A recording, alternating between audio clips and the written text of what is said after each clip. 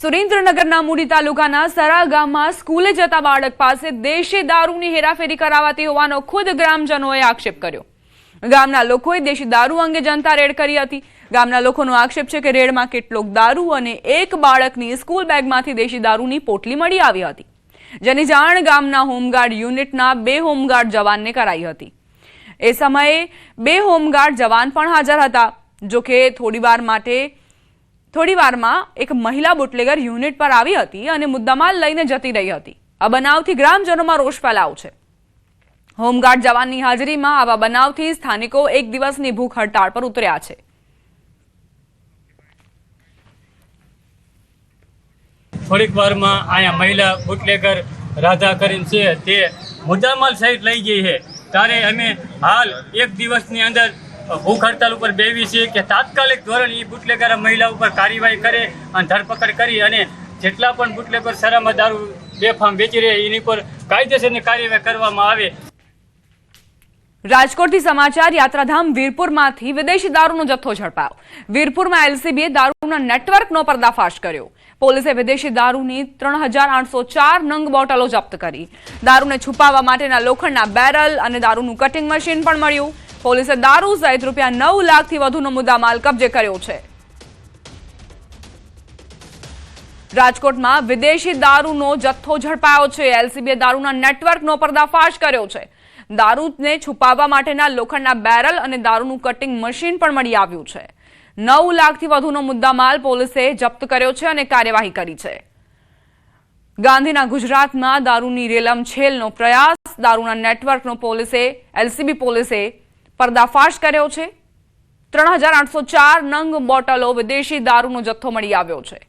કઈ રીતે દારૂ બનાવાતું હતું, ક્યાં સપ્લાય થતું હતું, તે તમામ દિશામાં પોલીસ હવે તપાસ આગળ વધારશે।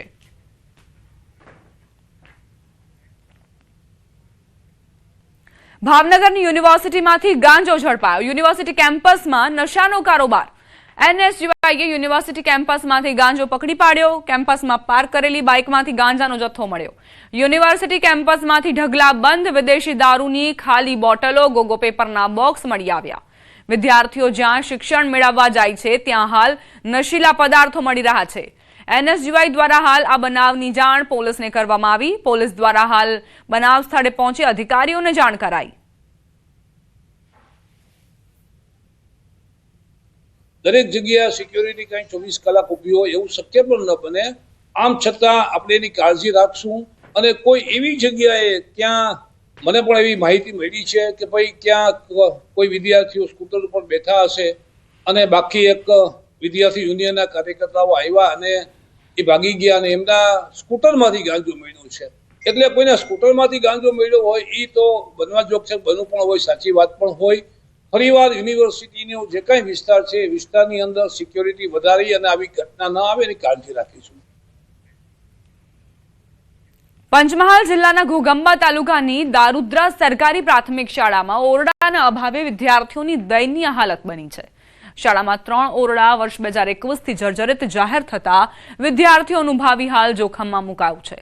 અગાઉ ગામના ખાનગી મકાનમાં શાળા ચાલતી હતી, પરંતુ હાલ તો ગામની એક ડેરીના રૂમમાં વિદ્યાર્થીઓને બેસાડવામાં આવી રહ્યા છે, જ્યાં બલ્ક કુલરનો અવાજ અને માર્ગ પરના વાહનોની અવરજવરથી વિદ્યાર્થીઓને અકસ્માતનો ભય રહે છે। સ્કૂલ 5 વર્ષથી જર્જરિત થઈ ગઈ છે અને એના સ્કૂલમાંથી પોપડા પડે છે, તો અમારા બાળકોને અભ્યાસમાં તકલીફ પડે છે। એટલે સરકારને માંગણી કે અમારી સ્કૂલ જે છે તે અમને નવી બનાવી આપે। ગામની ડેરીના મકાનના ઓરડામાં બનાવવામાં આવી રહ્યા છે, ત્યાં બાળકોને ઘણી વિપરીત અસરો થઈ શકે એવી છે કે જેવી ડેરીમાં જે દૂધનો સંગ્રહ કરવામાં આવે છે તેમાં ચાલતા મશીનરીથી અવાજ આવે છે, જેના કારણે બાળકોને ભણવામાં ઘણી તકલીફો ઊભી થાય છે। પ્લસ બીજું કે અહીંયા જે દૂધનો સંગ્રહ થાય છે તેને રોજ જે ટેન્કર દૂધ લેવા માટે આવે છે તેનાથી જે એક્સિડન્ટ થવાની સંભાવના રહે છે। રાજકીય ક્ષેત્રથી માંડીને શૈક્ષણિક વિભાગ સુધી આની જાણ કરેલ છે, પરંતુ આ અમારી પ્રાથમિક શાળા સુધી કોઈએ ધ્યાન દોરેલ નથી। અમારી એવી માગણી છે કે વહેલી તકે અમારી સ્કૂલનું નિરાકરણ આવે અને વહેલી તકે સ્કૂલના ઓરડા બને એવી માગણી છે અમારી માગણી સંતોષવાના અમે તો કાયદેસર આ જે સ્કૂલને તાળાબંધી કરીશું સૌ ગ્રામજનો મળીને। અત્યારે દૂધ ઉત્પાદક સહકારી મંડળી ગામમાં જે ચાલે છે, ડેરીનું મકાન છે, એના મકાન ઉપર અમે બેસાડીએ છીએ. અત્યારે બાળકોને બેસવામાં બહુ તકલીફ પડે છે. મધ્યાહન ભોજન જમાડતી વખતે જગ્યા ઓછી પડે છે. પછી બાળકોને અમુક એક ક્લાસની અંદર 2 શિક્ષકો કામ કરે છે, જેથી પૂરતો ન્યાય ત્યાં મળતો નથી. પ્રધાનમંત્રી નરેન્દ્ર મોદીએ આસામના બાગુરુમ્બા નૃત્યને વૈશ્વિક ઘટના કેવી રીતે બનાવી? આ નૃત્યને ફક્ત પીએમ મોદીની સોશિયલ મીડિયા પ્રોપર્ટીઝ પર 200 મિલિયનથી વધુ વ્યૂઝ મળ્યા છે. તો social media search engine Google પર બાગુરુમ્બા નૃત્ય માટે છેલ્લા 2 દાયકામાં સૌથી વધુ ગ્લોબલ સર્ચ ઇન્ટરેસ્ટ જોવા મળ્યો છે. આસામના બાગુરુમ્બા નૃત્ય જે એક વૈશ્વિક ઘટના બની ગઈ છે. આસામમાં પ્રચલિત આસામની સંસ્કૃતિ બાગુરુમ્બા નૃત્ય જે હવે વૈશ્વિક ફલક પર ચમકી રહી છે.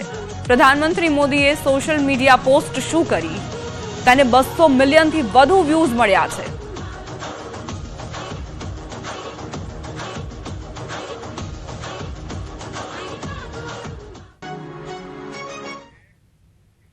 મુખ્યમંત્રી ભૂપેન્દ્ર પટેલે ભારતીય જનતા પાર્ટીના નવનિયુક્ત રાષ્ટ્રીય અધ્યક્ષ નીતિન નબીનને નવી દિલ્હીમાં પ્રત્યક્ષ મળીને રાષ્ટ્રીય અધ્યક્ષ તરીકેનો કાર્યભાર સંભાળવા માટેની શુભેચ્છાઓ પાઠવી હતી.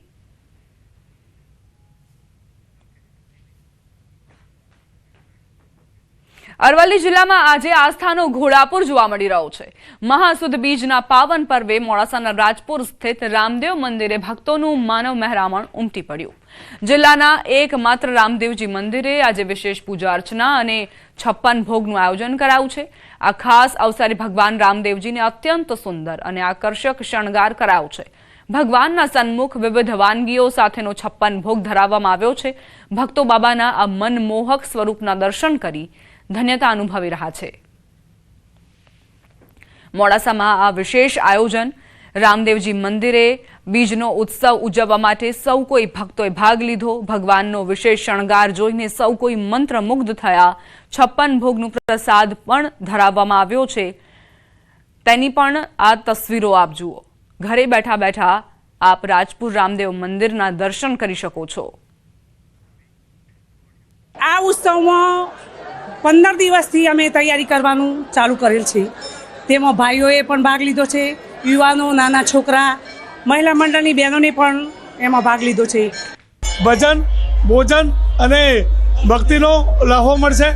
આ સૌ ભક્તો માટે અમે અમારા સૌ ભક્તો દ્વારા વ્યવસ્થા કરી છે. બાર બીજના ધણીની સૌથી મોટી બીજ મહાસુદ બીજનો આજે દિવસ છે. ત્યારે જે રાજપુર ધામ છે ત્યાં જોઈ શકો છો ભગવાનનું વિશેષ શણગાર કરવામાં આવ્યો છે. વિશેષ પ્રસાદની સાથે ભગવાનનો જે 7 શણગાર છે, ગર્ભગૃહ છે, એ સુશોભિત કરી દેવામાં આવ્યું છે. ખાસ કરીને ગુલાબના ફૂલો સાથે ફૂલહાર ભગવાનને પહેરાવવામાં આવ્યા છે. સાથે તમે જોઈ શકો છો કે રાજભોગ ભગવાનને 56 ભોગ ચડાવવામાં આવ્યા છે. એટલે કે આજે સૌથી મોટી બીજ કરવામાં આવે છે બાર બીજમાં. આ તરફ તમે જોઈ શકો છો કે જનમેદની લગભગ જે પ્રકારે લોકોની લાઈનો આ મંદિરની બહાર પણ લાંબી જોવા મળી રહી છે. લાંબી કતારોમાં ભક્તો જોડાયા છે. કારણ કે ભગવાન રામદેવજીને જે સતત જે ભક્તો વધી રહ્યા છે દર્શન કરવા માટે, કારણ કે તેમની બાધા આખરી તમામ ઈચ્છાઓ ભગવાન પૂર્ણ કરતા હોય છે. એવા સંજોગોમાં જે તમામ જે રામદેવજી મંદિરો છે તે આજે આ પ્રકારની ભીડ જોવા મળી છે. રાજપુર ધામમાં પણ હજારો સંખ્યામાં લોકો ચાલતા નેજા સાથે અહીં પહોંચી રહ્યા છે. હાર્દિક પટેલ, ન્યૂઝ 18 ગુજરાતી, અરવલ્લી.